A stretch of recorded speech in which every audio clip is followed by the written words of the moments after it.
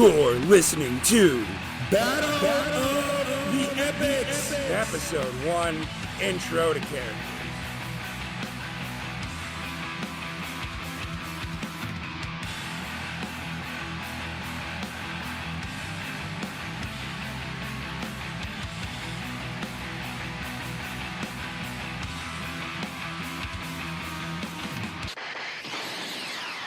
Blast of temporal displacement lightning slammed down onto the muddy road. Two hooded figures emerged in the rain. The first was tall, in a denim cloak. The second was round, in a beige one. Stepping in unison past the sign that said, "Welcome to Cult Classic Village," they headed to the far end of the town square, towards the office building that read Detective Agency. Inside the office, Mallrats lounged into his reclining chair, half reading a comic book, as Scott Pilgrim, the intern, readied her backpack to leave. Break room's finished. Did you clean the microwave? Yes. Are you lying? Come on, I could get it tomorrow. He's gonna flip his beak. He's gonna flip his beak regardless. It's who he is. He's a beak flipper. Why call down the thunder?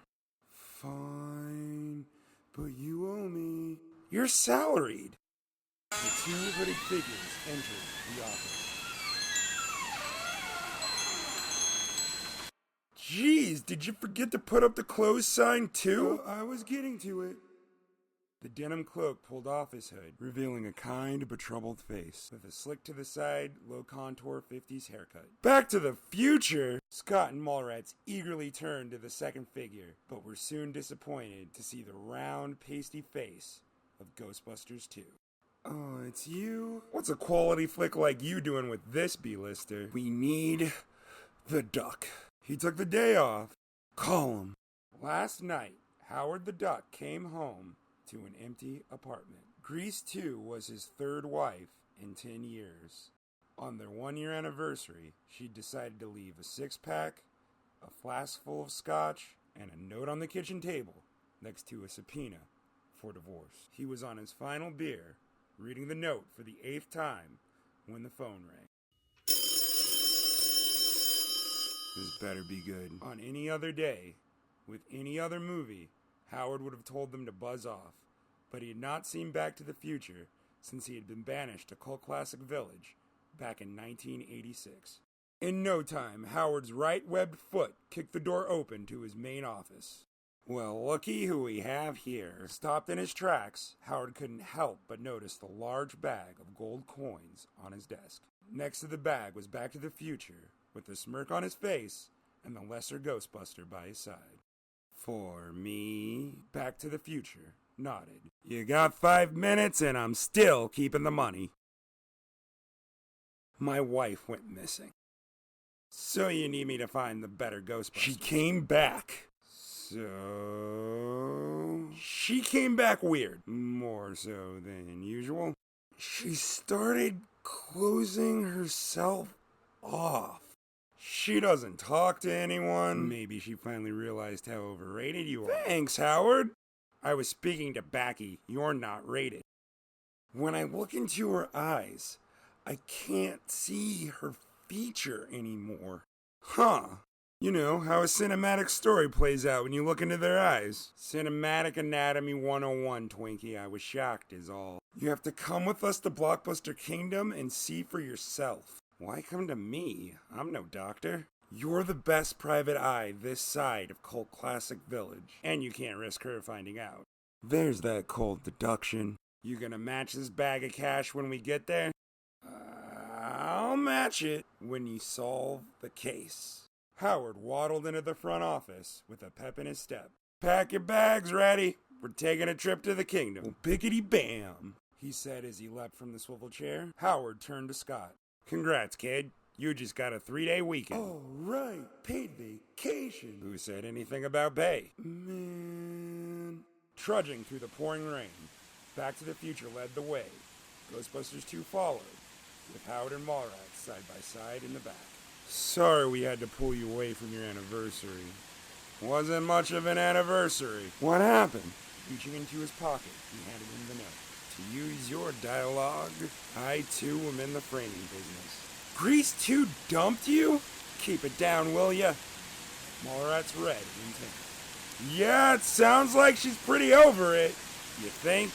Hold on, she ended it with, "You'll always be my cool writer." I mean, that's something, right? Howard snatched the note out of Mallrat's hands, crumpled it up, and threw it in back. "At least you got a letter. I'm usually the last to know whenever I'm out of a relationship." They had reached the end of Cult Classic Village when Back to the Future stopped and turned to Howard. "It's time to go, Howard." "What?" "Backy can't pop in out of places with more than one person at a time. So you go first if he comes back for me and not Stay Puft." "He can't risk the chance of being seen." "What am I supposed to do?" "Relax. When you were packing, I called the pilot." Mallrats was relieved until that second thought had hit him. "Not her, man. Come on. She's the only one I could get on short notice." Howard reached into his pocket, pulled out a wad of cash and some cards. Mallrats snatched both out of his feathered hands. "You're lucky I'm me. You know that, right?" "Always. And, take GB2 with you?" "Seriously?" "I heard that. And I don't care. He's gonna get you to the secret meetup spot after you arrive." "Oh, so he's not just the third nipple."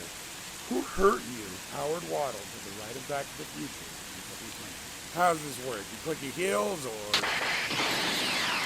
In 1 second, Howard went from a muddy road to a marble-floored balcony overlooking Blockbuster Kingdom. The place had grown bigger with more towering skyscrapers, flying vehicles, and a bullet monorail, whose track twisted around the Core 5 genre tower. Howard was on the 85th balcony of the Tower of Sci-Fi. For a moment, he was able to shed his cynicism in favor of the awe around him. But the very thing that lifted his spirits brought him down, once he remembered being thrown out and abandoned all those years ago. He pivoted in a huff towards Back to the Future. "Let's get to business, Backy."